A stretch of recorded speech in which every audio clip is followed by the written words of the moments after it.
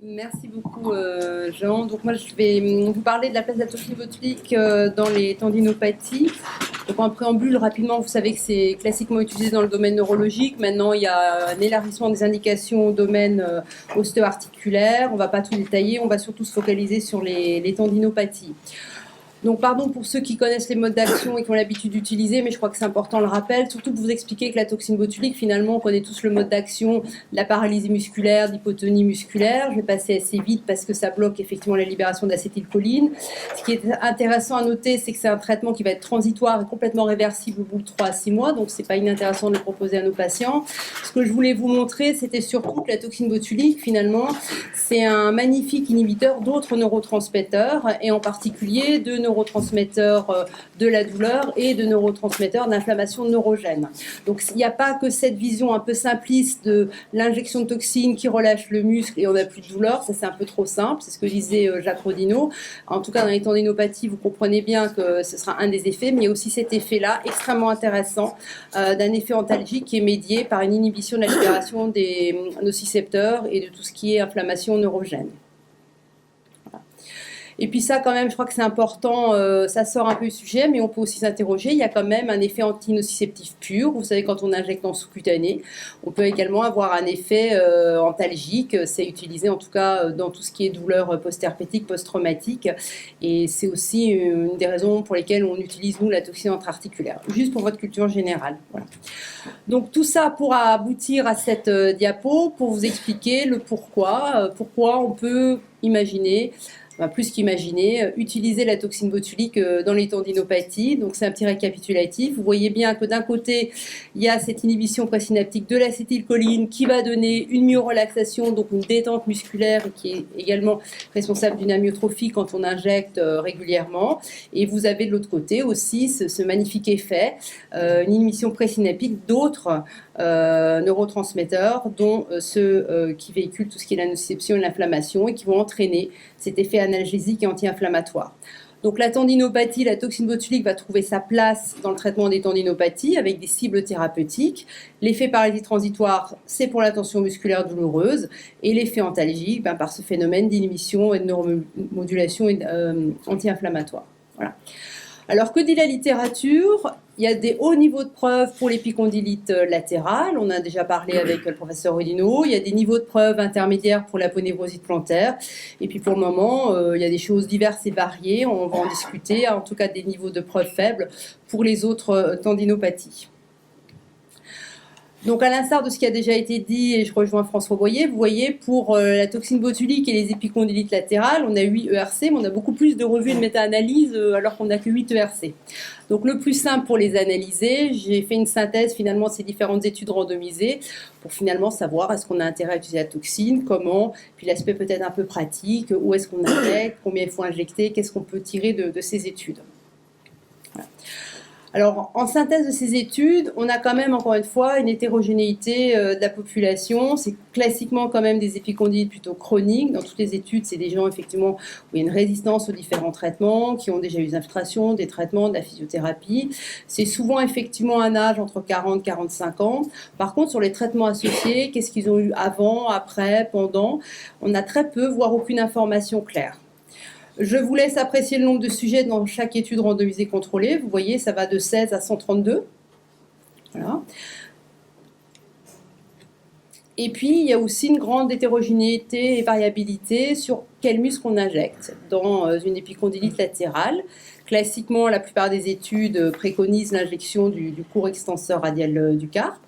Il y a certaines équipes qui ont injecté le long extenseur radial. Il y en a qui ont tout injecté, l'ulnaire, les doigts, l'extenseur du 5e doigt. Donc vous voyez bien la difficulté de conclure quelque chose, puisqu'on n'a pas les mêmes patients, on n'a pas toujours les mêmes muscles, et puis on n'a surtout pas les mêmes doses, puisqu'il existe 3 types de toxines. Elles sont toutes différentes, elles ne peuvent pas être comparées entre elles. Vous avez le Dysport, ça c'est en unité Spywood, vous avez le Botox, c'est en unité internationale, vous avez l'Xéomine, c'est en unité internationale, et puis selon les équipes, les doses, elles aussi, vous voyez, 40, 60, 50, 30, 50, et puis on dilue ça à combien? On dilue ça à 2, à 4, donc c'est difficile de conclure, puisque plus on dilue, plus on diffuse. Donc vous voyez la difficulté et l'hétérogénéité de ces études randomisées contrôlées. Alors c'est pareil, le repérage, comment est-ce qu'on repère? En tout cas sur les 8 études, il y en avait 7 où c'était un repérage purement anatomique, vous voyez. Alors ça va du point, c'est très approximatif, ça va du point douloureux maximal à 1,345 cm, je ne sais pas très bien ce que ça veut dire. Après il y en a qui font une ligne effectivement de l'épicondyle latéral jusqu'à l'avant-bras, tiers moyen, tiers supérieur. Il y a une seule étude avec un repérage échographique qui est paru récemment dans Toxine. Donc tout ça pour vous dire qu'il faut vraiment pouvoir s'assurer d'être dans l'extenseur radial du carpe. C'est vrai qu'idéalement, nous, on les stimule. Après, moi, j'ai pas beaucoup d'expérience, mais je compte bien sur Guillaume qui m'apprenne à faire de l'échographie. Après, idéalement, je pense qu'il faut quand même au moins stimuler pour être dans le bon muscle. Et puis, si vous avez la possibilité de le faire sous échographie, il va sans dire, ça devient quand même assez incontournable. Alors, qu'est-ce qui a été utilisé comme contrôle? À quoi est-ce qu'on a comparé cette toxine botulique? Forcément au sérum physiologique et puis à la cortisone, puisque souvent c'était aussi des patients qui étaient chroniques et qui avaient effectivement déjà eu de la cortisone ou pas, mais ce sont les deux contrôles. Alors, qu'est-ce qu'on retrouve? Donc forcément, il y a un résultat antalgique et fonctionnel. Donc les paramètres d'évaluation, globalement, dans toutes les études, sont à peu près les mêmes. Bien sûr, c'est toujours la douleur, parce qu'ils consultent essentiellement pour ça. C'est vraiment la douleur qui est la demande principale, la fonction. La force musculaire, vous allez tout de suite comprendre pourquoi on la mesure systématiquement. Et puis, il ressort de ces études, c'est ce que disait déjà M. Rodino, à 1 mois, que vous fassiez de la toxine ou de la cortisone, c'est pareil. On voit bien que la cortisone a encore un peu sa place à court terme dans ces épicondyles. C'est le résultat des études, c'est pas moi qui le dis.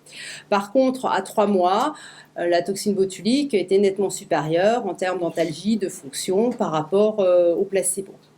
Donc de toutes ces études ressort aussi que quand on a une épicondylite, on va dire récente, moins de 4 semaines, ce serait plutôt les corticoïdes. Mais là, c'est un article écrit par un rhumatologue qui préconise effectivement un peu plus la cortisone que la toxine botulique. Et puis, il trouvait aussi que le coût était moins cher d'injecter une ampoule de corticoïdes qu'un flacon de toxine. Ça coûte quand même entre 200 et 300 euros le flacon. Et puis pour tout ce qui est épicondylite chronique, là, très clairement, de ces études, ressort que c'est la toxine qui est supérieure à la cortisone, tout simplement parce qu'elle a des effets prolongés. C'est ce que je vous ai mis. La toxine botulique a des effets entre, effectivement, jusqu'à 3 mois. Et là, il préconisait effectivement un effet prolongé jusqu'à 16 semaines.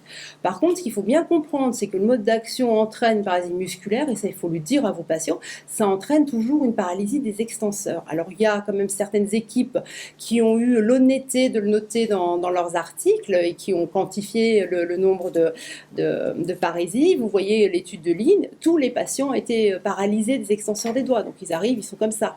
Ils ne sont pas très contents, ils ont plus mal, mais ils ne peuvent plus lever les doigts. Espandard, 23 sur 24. Wang, c'était 1 tiers, c'est pas 1 sur 3, c'est 1 tiers. Et Ayton, 12 sur 18. Dans les autres, silence radio. On nous dit pas d'effet secondaire.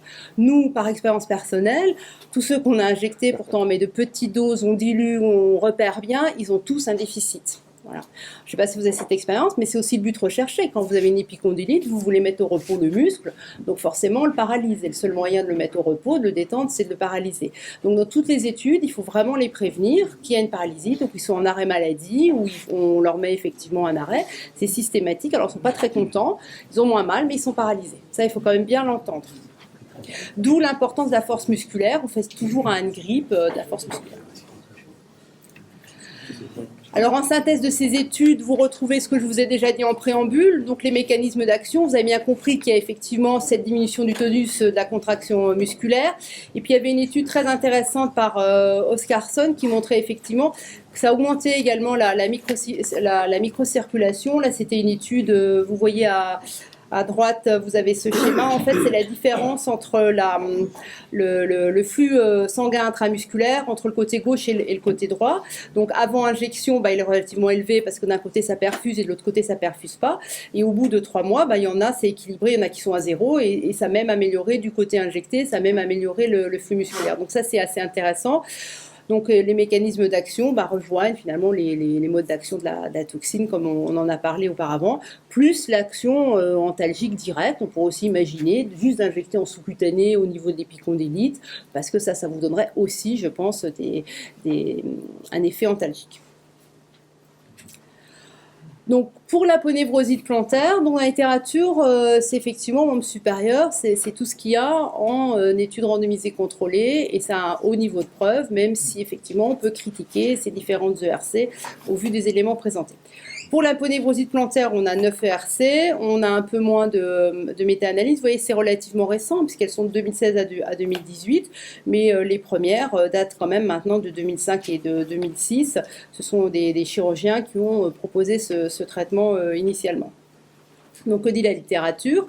Donc, encore une fois, on se retrouve sur une population plutôt d'aponévrosite plantaire. Toutes les études retrouvent des patients qui souffraient d'aponévrosite depuis 3 mois jusqu'à 18 mois. De nouveau, la résistance au traitement. Alors là, on a un peu plus d'informations sur les traitements associés, mais comment comparer ce qui n'est pas comparable, puisque chaque étude voilà, nous donne ou ne nous donne pas les traitements associés. En tout cas, là, il y avait quand même de la physiothérapie, du stretching après, avant, pendant, etc. Vous voyez le nombre de sujets étudiés, de nouveau relativement hétérogène, hein, Platzek 6 et Peterlin 132. Alors, quel muscle, ça fait couler beaucoup d'encre. C'est vrai qu'on a envie de dire, on injecte le court fléchisseur des orteils. C'est vrai que, en tout cas, nous, c'est ce qu'on fait, on injecte le court fléchisseur des orteils.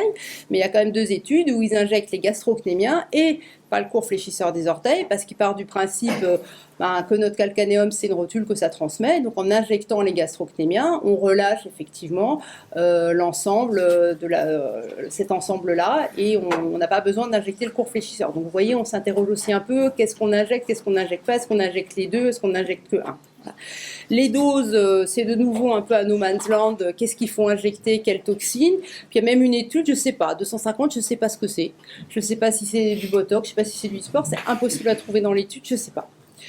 J'ose espérer que c'est du Dysport, parce que sinon ça fait quand même beaucoup pour les autres. Et puis on retrouve de nouveau ces difficultés à interpréter des résultats, puisqu'on a une dilution qui varie selon les produits. Dans le Dysport, on peut difficilement mettre 5 ml, donc on peut mettre 4. Donc c'est compliqué, ça rejoint un peu la concentration plaquettaire, là on est exactement dans la même difficulté. Voilà.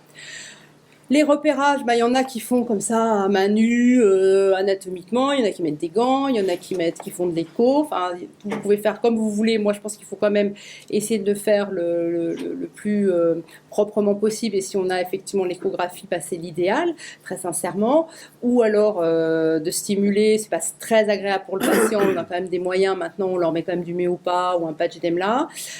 Un vrai problème aussi dans ces études, c'est quelle voie d'abord. Il y en a qui injectent par voie latérale, il y en a qui injectent par voie plantaire. Donc c'est compliqué aussi de comparer les choses. Et puis on se retrouve avec cette difficulté, combien de points est-ce qu'on fait le court fléchisseur? On fait le court fléchisseur plus le gastrocnémien, est-ce qu'on fait que le gastrocnémien? Voilà. Les paramètres d'évaluation classiques, la douleur, différents scores fonctionnels. C'était aussi intéressant d'avoir le recours à la chirurgie, ils avaient analysé ça. Et alors là, il y a des choses assez intéressantes. Classique sérum physiologique corticoïde. Et puis il y avait les ondes de choc et le PRP. Donc il faudrait que ça finissait bien, ça faisait bien le lien avec les présentations antérieures. Et alors, qu'est-ce qui ressort?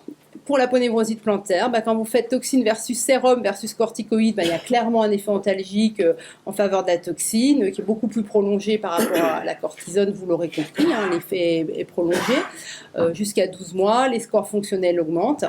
Et puis alors, il y a quelque chose d'assez surprenant, il y a une étude sur les aponévrosites plantaires, toxine versus onde de choc, je ne sais pas si vous le voyez bien sur la première diapositive, où en fait, là, c'est les ondes de choc qui sortent là. Vous avez ici... voilà, la toxine est là, et puis vous avez ici vos ondes de choc, et en fait, ces ondes de choc qui sont, voilà, c'est vos ondes de choc qui sortent par rapport au PRP. Ensuite, je vais avancer parce que le temps passe, et après, il n'y a rien. Dans la littérature, il y a ça, tendinopathie non rompue de la coiffe des rotateurs, là c'est en sous-acromial. Alors moi, j'ai quand même du mal à comprendre comment on peut mettre en sous-acromial la toxine et comment ça peut fonctionner.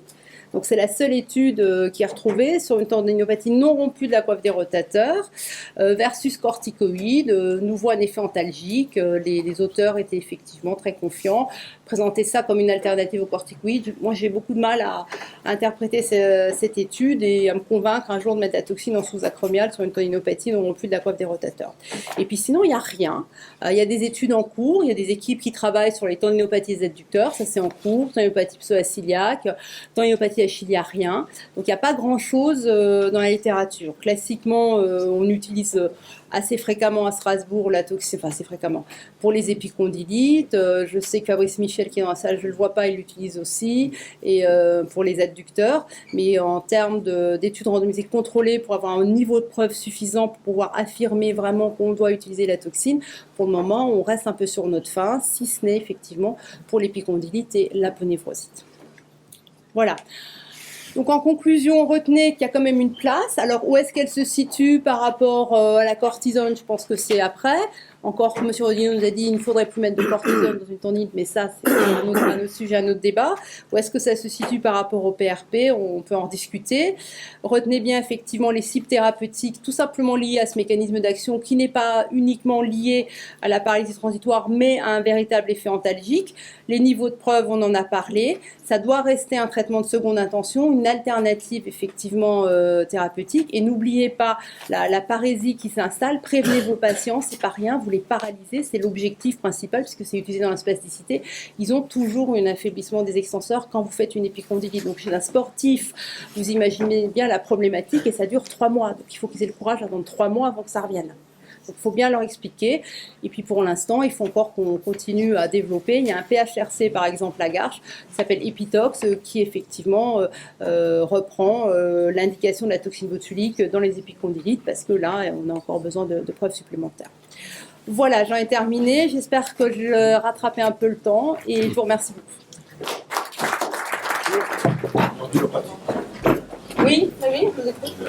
Attends, merci beaucoup. Les tendinopathies achilliennes, par exemple, physiformes, on a tout le tendon qui est atrophié, on fait l'échographie, on n'a pas de fissure. Donc on tombe sur des fissures, je suis tout à fait d'accord. Donc ça marche très bien. Mais quand on n'a pas de fissure, vous injectez où? On a toujours des fissures, quasi. Hein? Quasi toujours des fissures.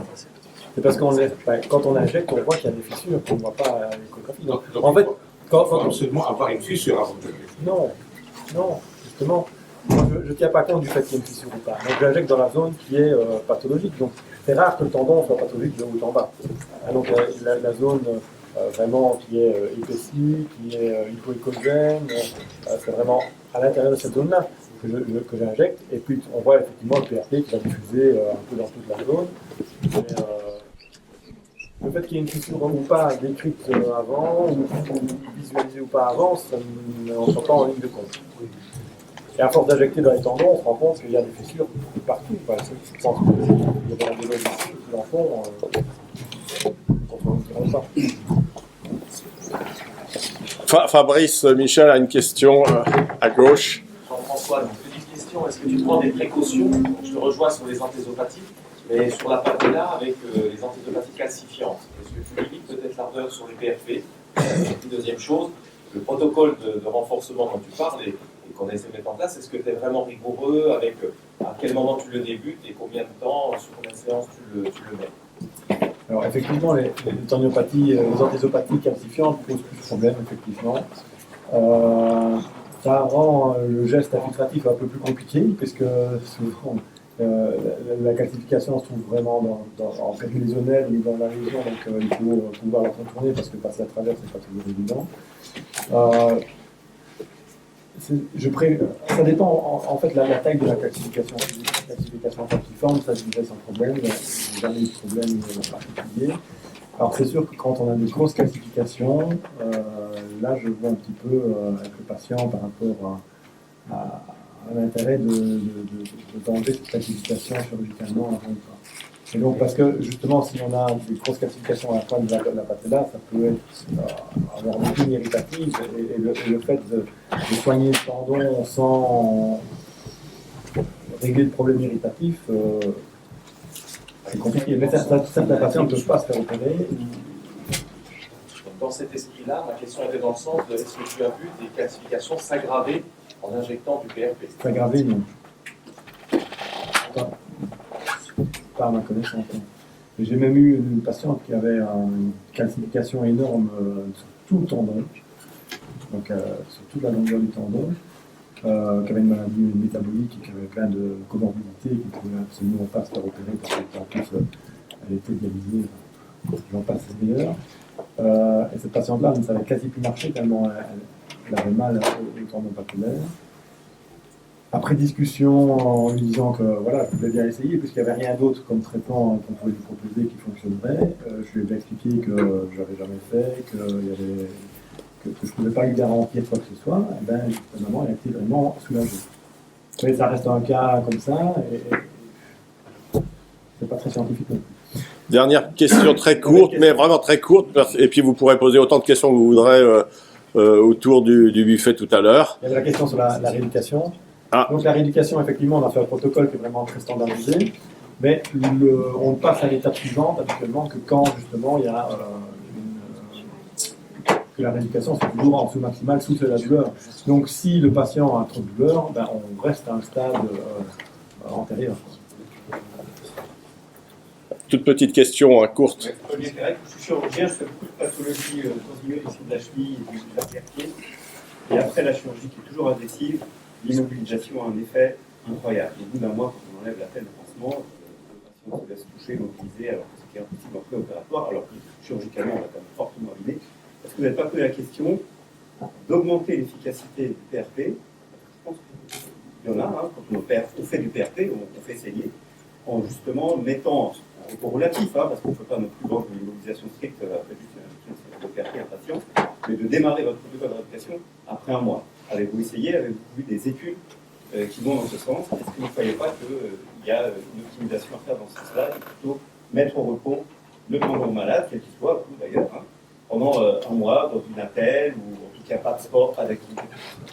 Alors dans les études qui sont concernant le PRP, ils décrivent déjà pas très bien le protocole de fabrication du PRP, donc le protocole de rééducation après, c'est encore pire.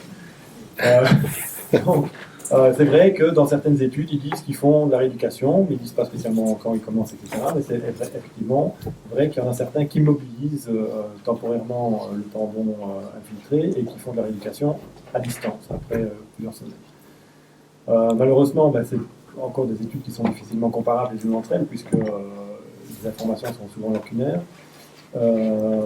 Mais moi, je me base moi, personnellement, je fais la rééducation directement après, donc en général, dans les 4-5 jours qui suivent, une fois que la phase vraiment hyperagique qui peut y exister a bien diminué, pour la simple bonne raison que je me base sur ce qui avait été démontré physiologiquement avant, qu'un tendon, qu'on l'immobilise, on fait tout l'effet opposé de ce qu'on voudrait avoir en disant on obtient une réduction de son métabolisme, etc. Donc c'est vrai qu'après la chirurgie, je pense que l'immobilisation est nécessaire parce que le tendon est quand même souvent fort fragilisé et il faut permettre au tendon de cicatriser correctement, mais vous faites un geste quand même fort agressif sur le tendon, donc inévitablement vous stimulez un processus de cicatrisation, on va dire, majeur, alors que si on fait simplement une infiltration et qu'on immobilise, je pense que l'effet est moins... l'effet sur le potentiel le potentiel de cicatrisation est moins important. D'où l'intérêt de ne pas immobiliser. Et il a été démontré que voilà, on immobilise un tendon, on accélère entre guillemets son vieillissement et on le déconditionne. Voilà.